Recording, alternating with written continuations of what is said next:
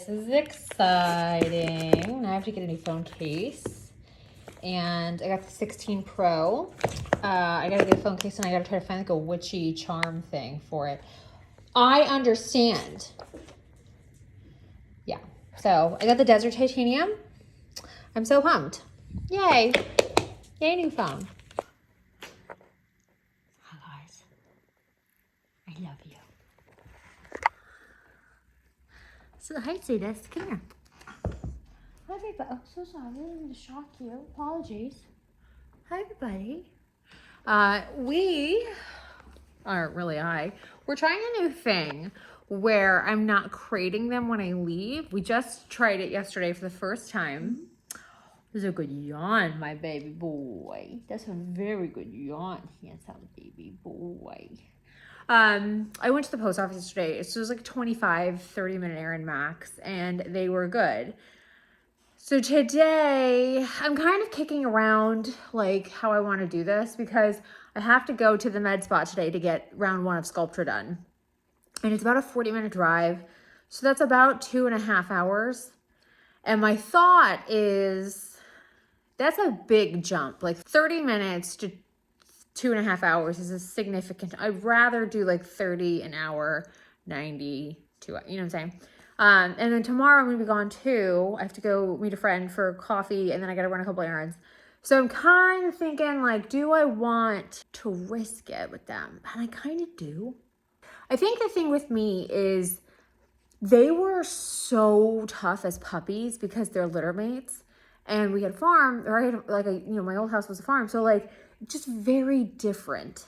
And they're actually doing so well, and the structure and the routine that I have for them like is pretty ideal, and I'm very like they can get on everything they want, right? So like all my furniture is like dog friendly. That's literally a big thing in why I buy what I buy. They can get on the bed. Like I'm not worried about them getting into anything because they don't do that, or if they do, I already know it. So like I put stuff away, or there's, you know what I'm saying? Like it's not new. Nothing's new. It's just me getting over like younger them versus now them, right? Because I'd love to just not have to crate them. Like that's actually my ideal. And they're just chilling. So my thought is if I leave the TV on for them, they do like noise. They're always calmer when I've got music or something going on. So my plan is to do that. Just put like a, actually, I might put like Harry Potter or something on for them. That or Bluey. You know how dogs like Bluey? They can watch Bluey. I've actually tested that with them and they've done it, which has been amazing. So yeah, so that's the thing we're dealing with. I keep not making beef stew and I really want to make beef stew. And the problem is I've got beef, so like I should use it. But like it takes 4 hours. And assuming tomorrow I'm home by like noon, I should be fine. Well, even if I'm home by 1, I'd be fine. It's just like today, yesterday, like it's just like I need to have my oven free. So this morning that wasn't going to happen. 2, I need to be home for 4 hours. And then it's just been kind of, it's whatever. I'm feeling better. I feel a little, like last week really kicked my ass. I've had a lot of anger, which is, my therapist was like, that's actually really good. She's like, I'd be more concerned if you didn't. You basically, anger, when you're processing all the shit that I'm processing and you're trying to like, I'm not interested in blaming for the sake of blaming, therefore I'm a victim. I'm understanding my conditioning of I'm the problem, and actually I'm not. So, or like, here's where you could be in these situations or whatever, right? But like fundamentally, so much of it is taking other people's shit. And then when you really are processing that, it's like, oh my God, I'm so mad. Like I took all of that off of you so that you could, So now I feel like, okay, I feel a lot more productive. I have a really aggressive to-do list. I'm working on a lot of stuff in general, but I'm feeling better. And it's October, which means in a couple of weeks, I'm gonna have Christmas stuff up. So I'm trying to get some stuff done around the house and progress made around the house so I can decorate for Christmas come very beginning of November. So if you want to see a dedicated video to me doing that, let me know. I'm happy to do that. And I gotta find a new phone case because I got a new phone. So I want to try to find like a cute, like vibey phone case, maybe a loop situation, because the 2 phone cases that I have been using in the past, the one, I think the quality went downhill. And the second one's completely sold out in iPhone 16 Pros. So no dice there. Okay, y'all. So I went and got my Sculptra done today, and can we just discuss, like, I'm obsessed. Now, it's not going to stay like this. So if you've never had Sculptra, I had never had Sculptra. So something she said to me was like, you're going to plump up like day 1. And she's like, you're going to ride this for like most people are like day 4. She gets to like 7, 8, and she and I have a similar face shape. So she's thinking I'm probably going to fall in that camp too, but we shall see. So when you leave Sculptra, like I have the results I will have. So it'll stay plump and then it'll fade, because what essentially what's happening is it stimulates your body's own collagen, and that takes time. So this is not like a filler. This is like it's more, I'm reluctant to say it's more natural, but it fundamentally is. Like you cause the trauma and then your body stimulates collagen. Now, for me, I have gone to her for 10 years. And she is very similar face shape to me and a little bit older than me. And she's like, girl, you laid on collagen like a pro. So like you'd be a great candidate for this. So she's thinking, I have another, what did they say? Like 2 to 4 rounds you go. I have at least 1 more round in November. But this is what I'm looking like. And this is what I would look like when this is done. I can tell a massive difference in my jawline and in like the hollow, because I lost 80 pounds, right? And so I told her like this, like, well, you don't see anymore, but you will in like a week. I had lost that volume, and then my DOs are really pronounced, so she laid some down here, and then she filled my temples. My temples were really, so that's all done. We were talking about, like aging, and I said like, look, straight up, I want to age. I've said this forever. I want to age like Christy Brinkley. I am not kidding. I'm very pro aging the way you want to age. I want to age like Christy Brinkley. So like, obviously I'm going to need some help, but I don't want to look crazy. And she's so good about like navigating that. Okay, realistically, here's what you need versus just selling me shit. And here's where you're being like neurotic. You know what I mean? So she manages like my neuroses pretty well. Something she says to me often is the best compliment is you just look like, you just kind of always look like 30. And I think like that is, you're right. Like it is such a nice compliment. Like you always just kind of look like early 30s, because early 30s, like I don't want to look like I did in my 20s. I think I really feel like we had this whole conversation today, have never liked who I am more than I do right now. And I would never want to go back to literally any point in my 20s or really my 30s. Like I had some good moments in my 30s, and I think there's like one thing I could extract that was in my 20s and 30s and just have that and be Adelaide. But that's not me. That's her, right? So if I could just have her forever, I would part with a limb. I would do whatever. I would take whatever it took. I would do it in a heartbeat, no questions. I mean, like, deal is done. But when it comes to like who I am, and I feel like I'm aging so much better, and I just feel like I like what I look like. I like who I am. I don't think I've ever been hotter. And she actually said that to me today, because we were talking about like losing weight. As I was like, God, like with the weight loss stuff, right? And she's like, yeah, but girl, but like, damn, look at you. And I said, can I tell you, like I got a size 4 dress from Reformation yesterday. And she's like, what size were you there before? And I said, I didn't fit. Like I went in there at my biggest to get jeans, and I literally didn't fit. And we were talking about how big I was, and she was like, I didn't think you were that big. And she's like, you carried your weight well. I was like, I can look back and there's so many things that have clicked for me, re-trauma and just like abuse and all this stuff, where I'm like, oh, that's what that was. That's what that was. That's why nothing was working. That's why like that everything was masking, nothing was treating, like truly treating. Cool. But I thought it was so interesting. So she was like, we're talking about now. And I told her what I was like, dude, I'm a size 25 in jeans. I've never been this small. I've never been this small ever. And like, so seeing my face, and she's like, yeah, but you're like doing so good. And we were just kind of talking about getting older and dating. She's not dating. She's like very coupled up.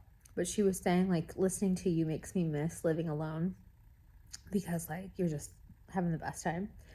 And I said, honestly, though, that's the thing with dating, where I feel like I automatically am having less fun on a date. And I'm so happy by myself or with my dogs. Like, I'm genuinely good. And I feel like everyone's had like online trauma, or I don't even know. Like, I haven't been in the game. So, like, whatever the hell's happened, all these men are leading with like, somehow they became the women. And it's like, well, you know, you have to court me. And I was like, oh, hell no. Like, I am not, there's no way in hell I'm courting you. And I don't think it's not like directed at me. It's not messaged to me. It's like in their profile. But it's still that thing of like, I couldn't be less interested in this. And then I'm sitting in my home. I'm like, I'm so happy here. I'm vibed out. I'm good. Everything's good. I'm with my dogs. We're doing our little thing. We're just having the best time. Why the fuck would I like deal with the headache that you are when I'm just living my best life? Watching Love is Blind, drinking my wine, and then had some popcorn with the puppies. I'm going to watch the new Ali Wong special after that. I'm going to take my magnesium, have my melatonin, tuck myself in, get up at 5 o'clock in the morning. Very happy with this. Truly, truly happy. I'm good. I'm really fucking good. I was listening to, I had another friend of mine tell me, like, we're kind of talking about this in general. And I said, I think this is why men date younger women as they get older. Because the older we get, the less we fucking care.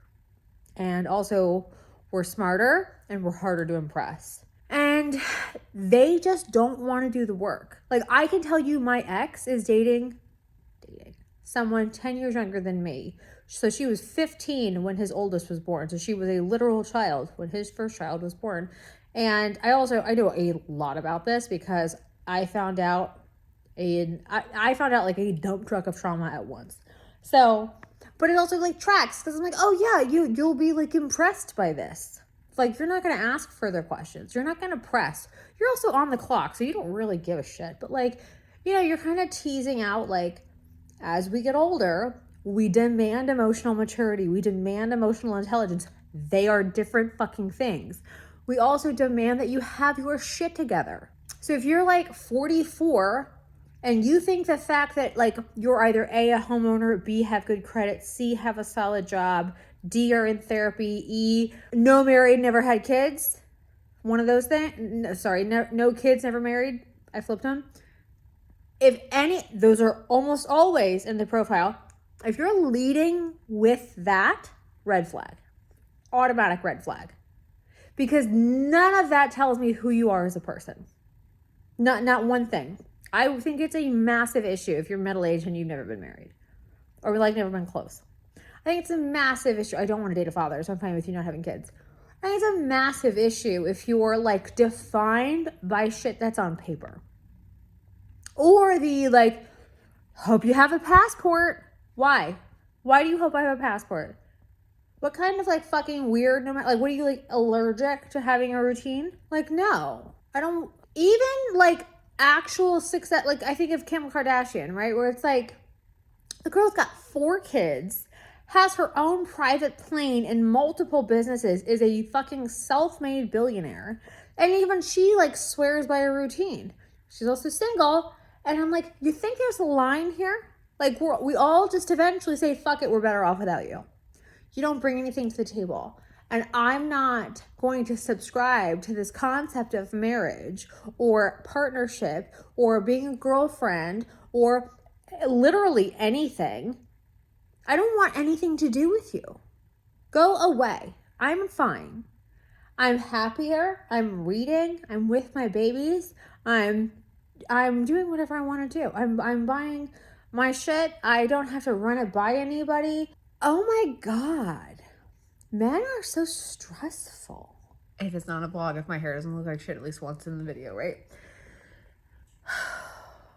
I had coffee with a girlfriend of mine today who I just love, and she's my age, and she's like got herself, I mean, she's like, you know, a senior executive, she's C-suite, and she's gone through, she got laid off, basically, she got let go, and no notice, nothing, no performance review, nothing negative, nothing, just walks in, and she'd had a baby, recently, and so she's doing that thing of like, you know, her and her husband both have big jobs, and they have the baby, and they have the nanny, and they are doing the best they can, and they're wonderful people.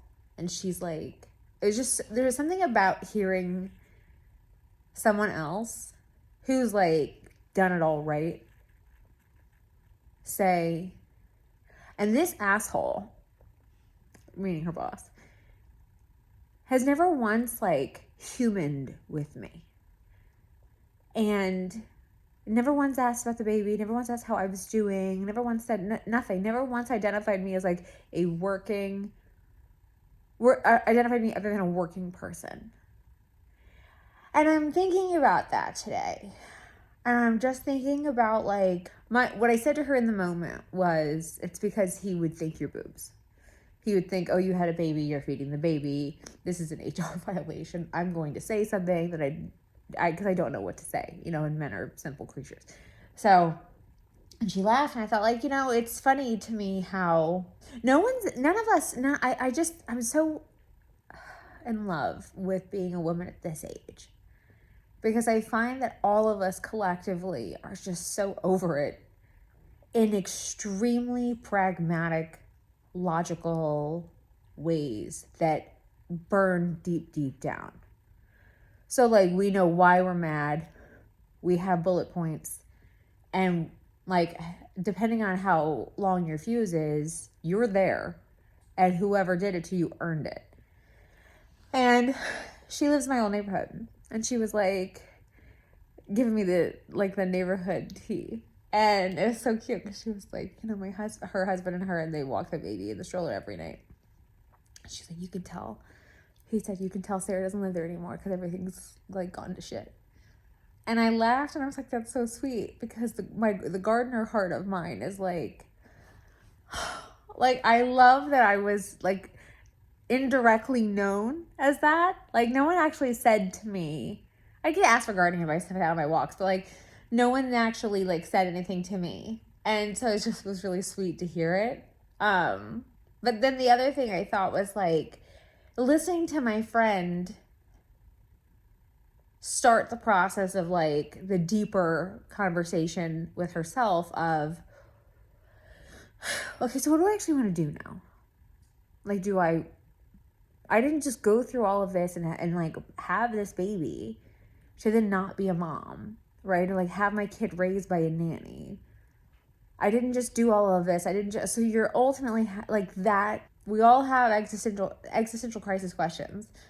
And listening to her, and I've been thinking a lot lately around my life path and how I feel I'm so incredibly connected to animals. And I know I would have been an amazing mom to like a two-legged kid. And I've had 2 miscarriages, so I have been pregnant before. I think I've always known really deep down it has to end with me. Like, I am the finish line. You know what I mean? Like, I don't know if that's the best way of putting that, but like, I've thought, I don't know why. I think the holidays are coming up. I had my planner, one of my planners, I had one of the youngest of the 2 girls, her birthday's this month. And I had it on one of my days that I filled out like last year. And I was like, I don't know why, but I was just all of these like aftershock tremors of emotion. Some good and some bad. But you have these just like, she'll be 11. I've known her since she was 4. She had just turned 4. And when she was 4, she was the kid that would she was the kid that made you want to have a kid. Like, she was so charming. And I have had so many conversations lately with friends about, I think because the holidays are coming up and my friends are kind of like, you know, hey, how you doing? You know, and because I'm like really into Christmas. And I was like kind of thinking about it a little bit. I'm thinking like, I feel good, but I also, something my friend said to me the other day has been like stuck with me, and she said like, this is the first time and I don't know how long you get to do Christmas for you.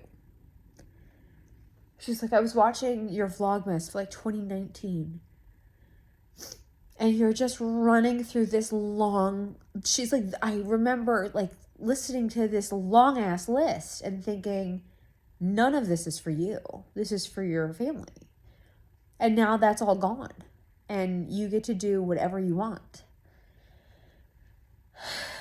And I think that combination of like, you know, when you're feeling great about it, you're like, oh my God, I only have to wrap like 10 gifts this year. That's amazing. And when you're feeling sad about it, it's like, I think I'm more grieving how much heart and like, I tried so hard. Like I really tried so hard to like give them these magical holidays and these like I just wanted them to have the best memories of Christmas and of the holidays, and like, oh my God, it was always this epic thing. And it was like out of a storybook. Like that's what I wanted. You know, I wanted the whole thing. I wanted Santa, I wanted hot chocolate, I wanted pajamas all day, I wanted everyone. Like, I don't care if it was alcohol induced, you are gonna be in a good mood. And I just think about the depravity that went into some of the decisions that he made to me. And I've, like, that circle in a square of, like, how did you fuck with somebody? So it's like the level of like consciousness too, like you intentionally you calculated to hurt someone that put that much into your children with someone else. I don't know, I'm just struggling with that right now. Like it's like this multi-layered thing, because everything always is, but it's that thing of like, I'm so grateful I never had a kid with him. I'm so grateful I don't have those genetics. I'm so grateful I don't have to listen to that. I'm so grateful. But at the same time, I get these like like flashbacks or whatever, and it's like, I'm also so grateful that I know who I am in my heart and my soul. And in some way, I'm happy that this is so hard for me to understand. Because I would never do it to anybody. It's like it's incomprehensible to me that I don't understand how anyone would do this to someone who raised their kids. Like chaperone field trips, birthday parties.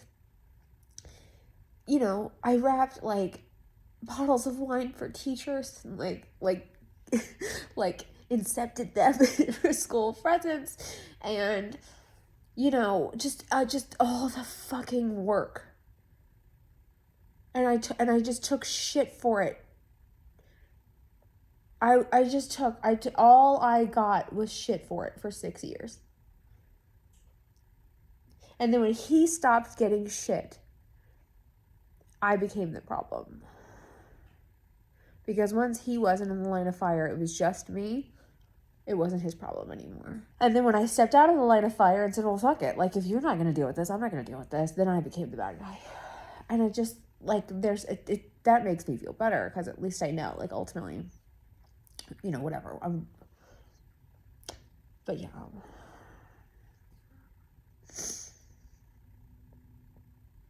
I ordered my Halloween candy today, and I ordered a witch's hat.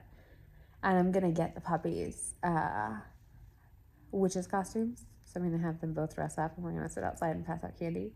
So I was talking to my neighbor, and I said, like, are we a neighborhood? And she's like, that like gets trick-or-treaters, and she's like, oh yeah. And I was like, okay, so we're gonna do it. And then I stopped to get the stuff for the puppies, like their food, I had to go to the grocery store and I got like their sweet potatoes and their chicken and everything, and they had like the pretty pumpkins out. Normally I would grow them, but I don't have enough growing space right now. Like I need a bigger bed to grow pumpkins, right? And so I bought them, and I have 3 on my front stoop, and it's so cute on my little front. It's not a front porch. You can't sit there. I call it like a stoop, but it's my entryway kind of thing. But that's me being festive for Halloween.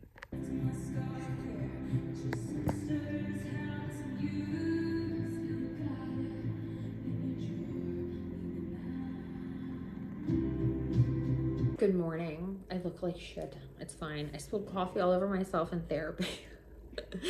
So I just had a really good therapy session. I told her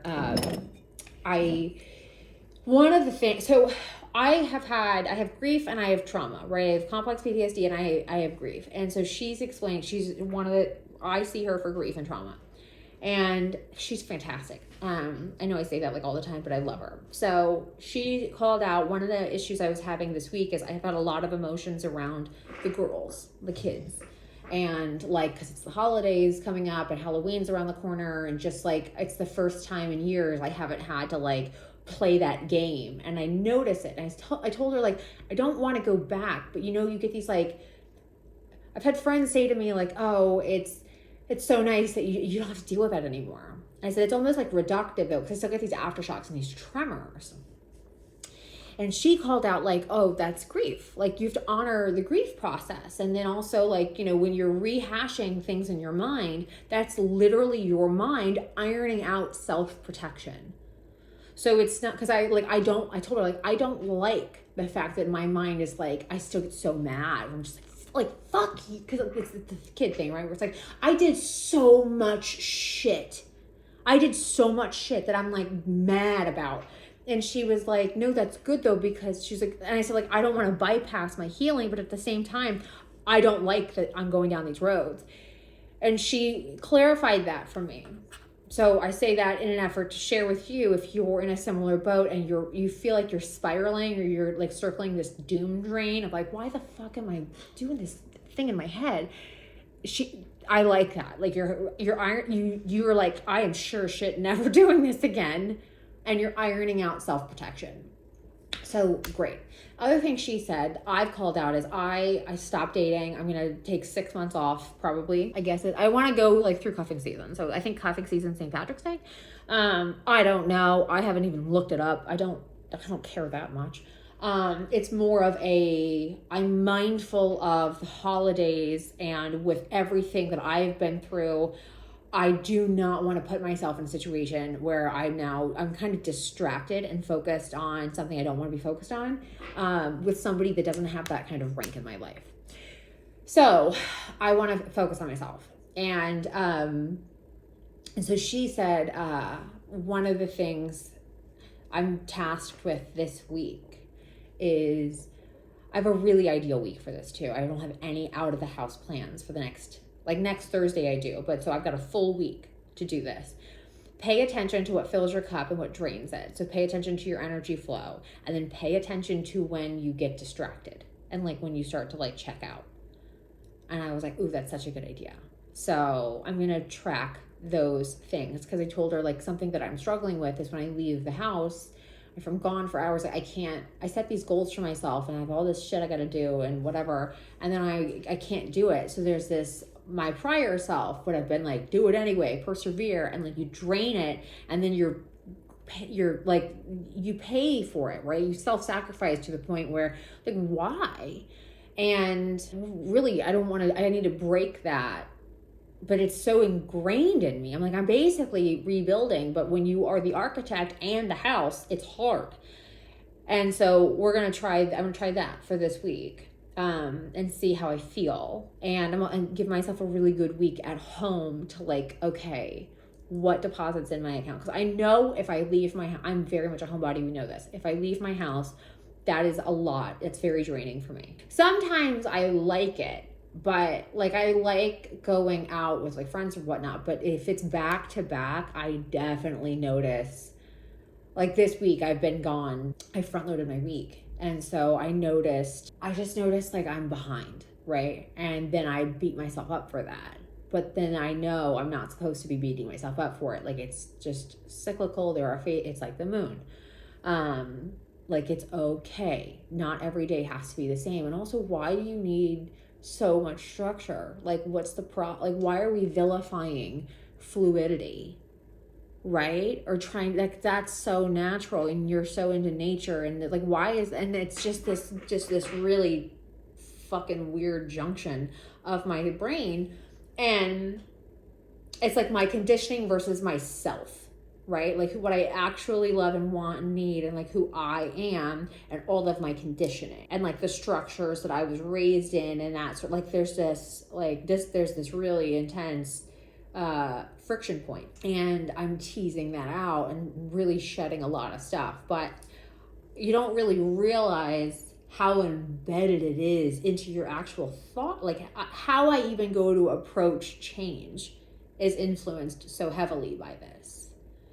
And I've noticed that like I've so much stuff I've got in the future that I'm planning, and I'm noticing even now, like, why am I even approaching it like that? So that's, a big reason why I put a pin in dating, because I don't want to spend any time. I don't want to spend the energy is really what it is. I don't want to spend the energy, the resource of time and energy on these boys that are just, I was telling her, they have no business acting like this. Like, I know what they look like. They're not worth it. And it's not even about physical. It's just, it's the whole Billy, like, even if you date the ugly guy, like, he's still going to be a shitbag. And it is that thing of, yeah, like, it's just not worth it. The ROI is shit. And I'm going to bank on me. So this morning I took my walk. I still need to work out, but I took my walk. I'm even thinking about that. Like, why do I put these fucking daily, like, it's okay to take some time off, but I owe myself some things. So I vibed out my house. I got all my candles going. I got my incense going. Got my selenite lamps on. I am making my coffee. I had therapy. I pulled my cards. I gotta finish journaling about it. I'm gonna make a beef stew. I'm hoping my beef didn't go bad because I'm so behind on this. And I want to make, you know what? It's that. Why? Like, it's fine. I want to make beef stew, hoping my stuff is still okay, because I've had it it's like stupid. This is stupid. I also, maybe tomorrow, maybe today I don't do this. I want to make another pumpkin bread. Maybe I don't, because that takes like an hour in the oven. The beef stew takes like 3 hours in the oven. So it's just that thing. Like, this is how you know, like, dude. And she called out, like, that was such a significant amount of your life. Like, that was so much time. And you were, like, the way you processed the day was so other people focused, and like you would steal these moments for yourself, and then you pack them full of shit for yourself. And I find I still do that now. Like, I almost don't trust the time is there. Like, it's gonna get stolen away from me, because that's I've had multiple people call that out, like, well, because that's what happened. Like, you thought you had this, and then, oh, but I forgot I have homework, or I have this, or I'm behind on this project, or, oh, we've got this for school tomorrow, and your time was never your own. And I still have, like, there's all of these ways that these things still impact me now. And I said, I don't like how much time this is taking. And she's like, well, you're still in your first year of it. But two, like, it takes what it takes, right? She says that to me a lot. Like, it takes what it takes. There is not a prescriptive timeline. You're still definitely, like, you're in the young phase of this. So, like, you're fine. You're not behind on anything. And you're being really thorough about it. So you don't typically get deep and fast at the same time without it being insanely painful. And I don't really want to be put through any more pain, right? And then I'm also I'm in this, like, reclamation. That's what she called out today too. She's like, everything's very, like, reclaimed. I said, yeah, for sure. But there's this thing of, like, I guess with the grief, it's I just really have such a hard time. This is the part that I don't like. I just can't wrap how someone could do something like that to somebody like with my heart. Like, I know I've got a good heart. I would say that's my favorite thing about me, is I know how good my heart is. And I know it's tender and I want it to stay that way. But it's just like, I said to her today, I think something that hit me this week, like I hadn't actually articulated it this way before, but I said, he's a monster that cosplays as a gentleman.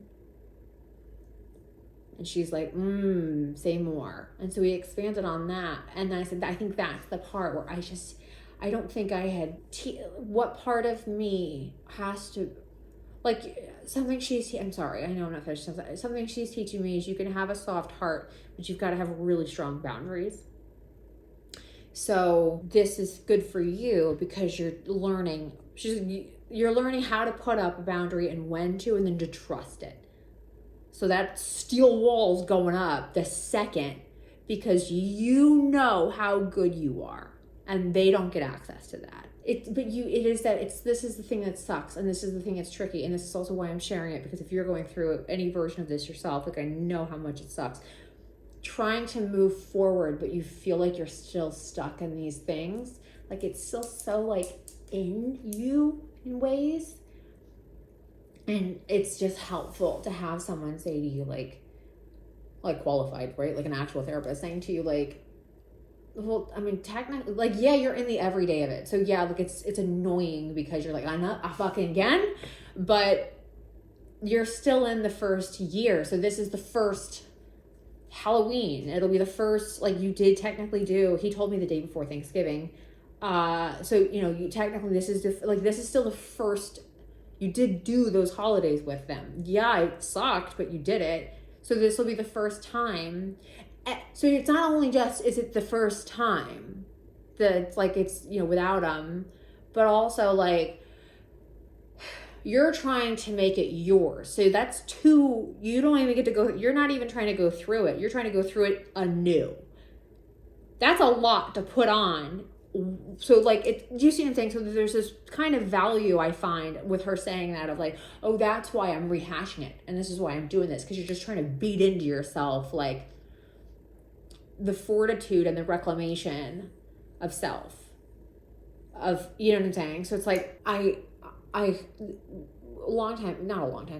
recently, I heard this thing that I just loved, and it had to hurt that bad to leave that kind of scar so that you would never do it again.